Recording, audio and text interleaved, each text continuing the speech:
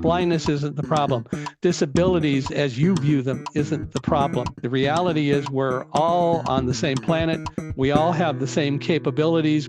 Today, I have Michael Hinkson with me, and it's time we discuss blindness in the workplace. Michael, thank you for joining me today. Glad to be here. Thanks, Dan. Several weeks ago at this point, I spoke to a musician and audio engineer who was also blind. And it was really cool to hear his perspective on what he does as a musician, how he makes things work. And I'm really curious to talk to you about, and I'm so glad you reached out to me. I'm very curious to talk to you about blindness in the workplace and how do I want to phrase this? I'll probably edit this. I'm definitely going to edit this. Let's talk about blindness in the workplace and how it affects everyone, even though everyone might not realize it. The first thing that people need to understand is that blindness isn't the problem. Everybody wants to make it the problem. Blindness for years, according to the Gallup Polling Organization, was one of the top 5 fears that people faced, not disabilities, but blindness, because people think that eyesight is really the only game in town. And yes, I appreciate that eyesight is important. Some of my best friends are sighted. It's okay. But the reality is blindness isn't the problem. It's people's attitudes about blindness that are the problem. When I was growing up, the unemployment rate among employable blind people, according to the Social Security Administration, was 70%. 70%. It's dropped some. It's probably in the 50% range, but that's a whole great big different distance than the unemployment rate, which is in the neighborhood of 4% for most people. And it's not because blind people can't work, it's because people with eyesight think that blind people can't work because they have been so conditioned to believe that eyesight's the only game in town. And so the problem is that makes it a real challenge for us. I've been denied opportunities to be interviewed by people for jobs. I've been denied by headhunters who discovered along the way that I was blind, and they said, oh, they'll never want to talk to you. Well, that's fine. But I have a master's degree in physics, a secondary teaching credential. And when these headhunters were talking to me before they discovered that I was blind, because, well, they were looking at my resume, and this guy called me one night and he said, I noticed that you do a lot with blind people. Is there somebody in your family who's blind? Which was a real tip off right there. But I said, yeah, me. Oh my gosh. Well, you are supposed to come up tomorrow for an interview, but I'm going to tell the employer and they're going to cancel it. I said, why? Nothing's changed. But you're blind. Nothing's changed. Look at the resume. But he did. And the interview was canceled. The fact is, it's not about blindness. It's about people's perceptions. And I have a master's degree in physics, a secondary teaching credential. At the time that interview was supposed to have occurred, I had worked 6 years, both in sales management, and as a product manager for a company. And it didn't matter to the guy because people think that if you're blind, you can't do stuff. And that's just not the way it is. The fact is, we've got to change our definition of how we deal with people who have disabilities. No matter what anyone may say, disability does not mean inability or lack of ability. Disability is a characteristic that everyone has on the planet. You have it because you're light dependent. You rely on light in order to be able to function, which means you haven't learned how to function without it. I was at a hotel last year where the power went out at 3 p.m.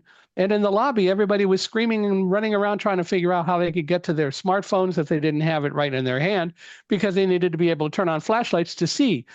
Even though there was a lot of sunlight coming in through windows and so on, people were uncomfortable. No, disability is not lack of ability. Disability is a characteristic that we all have, and we need to change our view and our definition of what disability is about. We underestimate people who are different than we are. We've been conditioned to do that, and we need to stop that.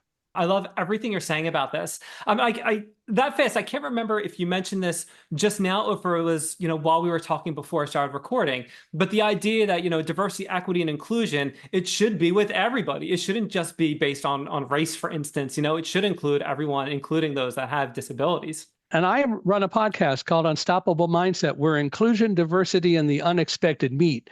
Now, unexpected is anything that doesn't have anything to do with diversity or inclusion, which is most things. But the reason it's Unstoppable Mindset, where inclusion, diversity, and the unexpected meet, is that diversity experts have left out disabilities so much that diversity experts don't deal with us. They say disability is a social justice issue. That's a load of bull. Disability is a characteristic that people have. Everyone has. And the fact is, we've got to recognize that. So I put inclusion first because the bottom line is you can't be inclusive. You can't be partially inclusive. Either you are inclusive or you're not. That's a physics degree talking. But the bottom line is that either you are inclusive or you're not. And if you leave out disabilities, you're not inclusive. And you don't get to hedge your bet.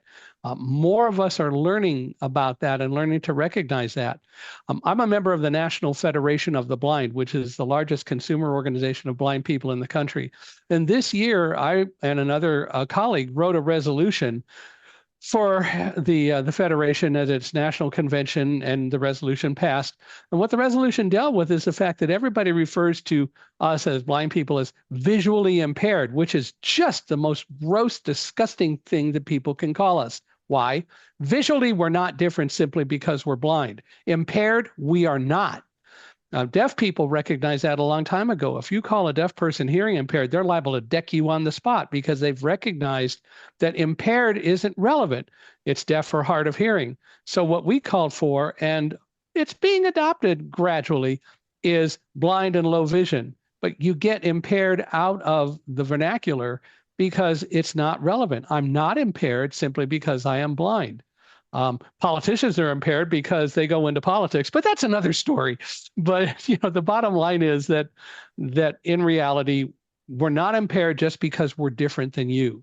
And I don't call you blind impaired, although I have, and I ought to have just as much right to do that if you're going to call me visually impaired. But it's not true. We're not impaired. We're different. Michael, I'm so glad you mentioned that because I'm very aware of people with different disabilities in my past role working with as a web developer and just family members as well. And I fall into that category where I do say hearing impaired or visually impaired, and it's good to know that that's not the best term in 2024. So I thank you for sharing that. That's fantastic. Well, the experts are the ones who created those terms because they looked down on us just as much as other people, even though they wouldn't acknowledge it. And we have to overcome that. And you mentioned the web. One of the things I do is I work with a company called Accessibe, Accessibe, and it's accessibe.com. Accessibe uses technology, including artificial intelligence, to help make websites more inclusive and accessible for people with a variety of disabilities. There is no excuse today for any website not being accessible. The Justice Department in the United States has acknowledged and has said that no matter what people say, the internet is a place of business and it is appropriate. And under the ADA, the Americans with Disabilities Act, it is right to say you need to provide reasonable accommodations so that so-called persons with disabilities have the same access to the web as everyone else does. Yes, and I've been following that very closely for many, many years between it was part of Section 508, and then you had the recent ruling in April with the Department of Justice talking about the WCAG 2.1 AA standard. I want to go back. You were talking before about trying to get hired. And when they found out that you were blind, they said, you know what, never mind, forget that. So what do you think some of I'm going to call them fallacies or things that the employers might be scared of, for lack of better words? Like, why does it seem like they don't take more of a chance on trying to hire someone that's blind? What do you think some of those things are? It's all about misconceptions. The first thing is just that we're blind, and people grow up thinking that if you're blind or you can't see, you're less than they are. Another thing that people are worried about is, oh my gosh, that could happen to me. I don't want to associate with anyone like that. And people are brought up believing, because a lot of the professional agencies even don't deal with this, the professional agencies dealing with blindness, they don't really do a lot to educate the public to say blindness isn't the problem. And blind people can do as much as anyone else can in society. I'm the vice president of the board of directors of an organization called the Colorado Center for the Blind, which is an offshoot of the National Federation of the Blind. The Colorado Center is an agency that teaches and trains people who are losing or who have lost eyesight how to deal with being blind. And the basic, real most significant part of that is of developing a philosophy and teaching people a philosophy that blindness isn't the problem and you're not defined by blindness. One of the things that the center does is that if you go through their course, and people can be sent by rehabilitation agencies around the country and from overseas as well, if you go through the whole program, which can take 8 or 9 months to do. And when you graduate, one of the last things you have to do to graduate is prepare lunch for the staff and the students, which means you personally, specifically, make lunch for anywhere from 60 to 80 people, and you have to serve it. And hopefully the food is good. And it is, but people learn they can cook. People learn they can travel around independently. People learn that they are just as normal as they ever were. And it's just that you may be doing things a little bit differently than other people, but it doesn't change the fact you are just as capable as you ever were.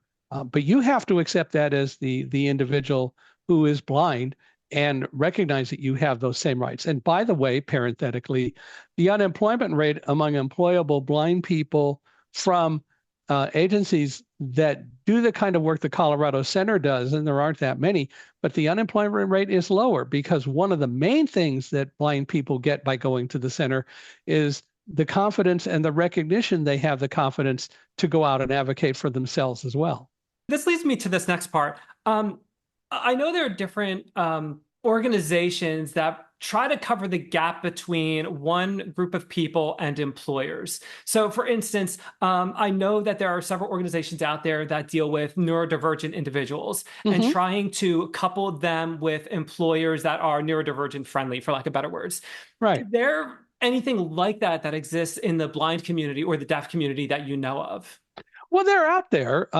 It is consumer organizations like the National Federation of the Blind, the Colorado Center for the Blind. There are some agencies around the country that do it. Some state agencies have a good positive philosophy about blindness. And there are others that are out there, both in the case of people who are blind or people who are deaf or hard of hearing.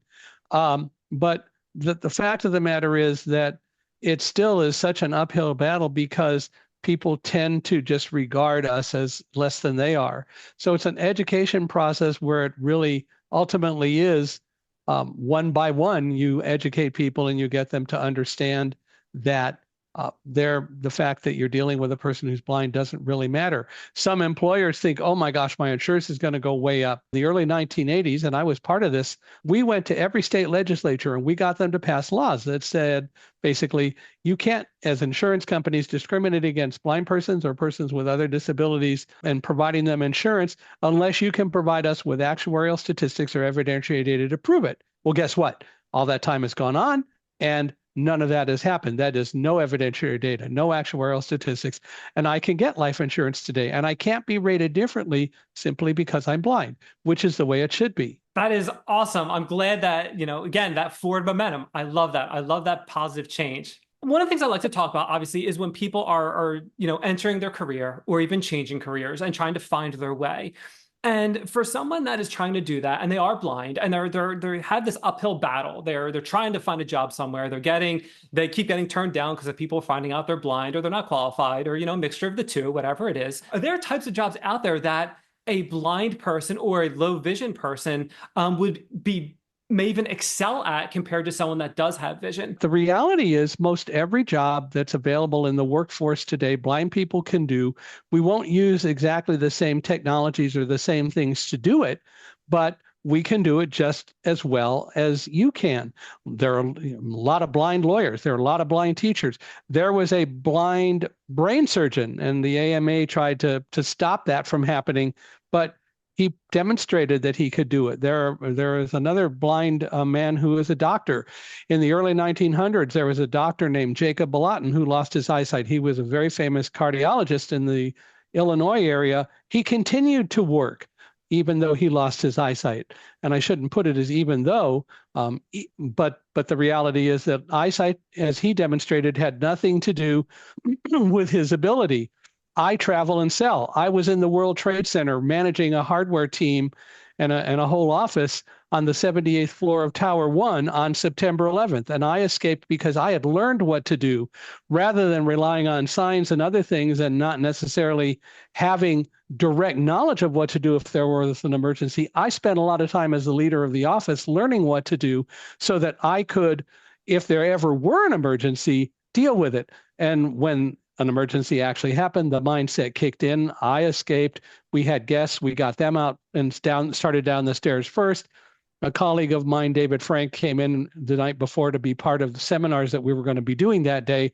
And he got them to the stairs, and then he and I went down the stairs with my guide dog, Roselle. The reality is any of us can be in a situation at any time where something we don't expect happens to actually occur. That's why just this year, I wrote and published a book with a colleague, Carrie Wyatt Kent, called Live Like a Guide Dog, True Stories from a Blind Man and His Dogs. The book is about lessons I learned from working with dogs about how to function when something unusual happens. So the idea behind Live Like a Guide Dog is to teach people that they can learn to not allow fear to blind or overwhelm them, but that they can use it as a very powerful tool. So as I said, it's Live Like a Guide Dog, Stories from a Blind Man and His Dogs about being brave, overcoming adversity, and moving forward in faith is what the title is. And the fact is, it's to tell people there's also a lot we can learn about life from our dogs. You know, dogs, for example, don't do what if. We're doing what if about everything under the sun, and that just terrifies us because how am I going to be able to deal with this? How am I going to be able to deal with that? You can't deal with it. You don't have any control over it. Don't worry about what you can't control. Focus on what you can and let the rest take care of itself. You know, it's interesting. My father had that saying too, where it was, don't worry about the small stuff. It'll take care of itself, and don't worry about the big things because there's nothing you can do about them anyway. Michael, I am running a little short on time. One thing I like to do whenever I have a guest on the show is I like to extend a courtesy. If there's a project you're working on, a cause you believe in, or if you want to talk about your business, more about your books, I'd like to extend you that courtesy and hand the floor over to you. Thank you. As I said, I've written 2 books. Thunderdog was a New York Times bestseller back in 2011, and Larry King wrote the foreword for it, which was a great honor. Live Like a Guide Dog is out, and then we have a 3rd book that I wrote for kids called Running with Roselle, although more adults buy it than children do. But Live Like a Guide Dog and Thunderdog are available everywhere. Running with Roselle is available on Amazon. Ever since September 11th, I've been a keynote speaker. Literally, I travel the world talking about trust and teamwork and dealing with faith. I talk about leadership and so on. And so if anybody is interested and is looking for a keynote speaker, I'd love to talk with you. You can reach me through my website, www.michaelhingson.com. Love to chat with you and help any way I can. Later this month, I'll actually be traveling to London to speak about resilience. So as a speaker, I've been doing it for now 23 years. I love the fact that I get to work with Accessibee and help make the internet more inclusive. And I hope that people will go to accessibee.com. And while you're there, you can actually get a free audit of your website, and it'll tell you what's accessible or not accessible about your site. I think those are very important things. I enjoy being able to be here, and I love to talk about, as you can tell, the things that we talk about, and I'm glad to do that with anyone. But I want people to recognize blindness isn't the problem. Disabilities, as you view them, isn't the problem. The reality is we're all on the same planet. We all have the same capabilities. We're not differently abled. We may use different ways of accomplishing something, but tall people do things a little bit differently than really short people. Left-handed people do things differently than right-handed people sometimes. Even though the world is made more for right-handed people than left-handed people, it doesn't change the fact that we all have the same abilities. It's just that we may accomplish tasks in different ways. Michael, that is awesome. This conversation was very enlightening. I really appreciate taking the time to be on the show. I'll make sure that I throw those links on the website in the show notes. I'll put it all over the place, so when people are trying to find you and the services that you were talking about, they can easily find those. Michael, again, thank you for being on Time We Discuss, and we talked about blindness and blindness in the workplace. Thank you. It's an honor to be here. Glad to do it, and love to do it again if you want. And we'll have you on Unstoppable Mindset. Now you're drafted. I'm there. I am there.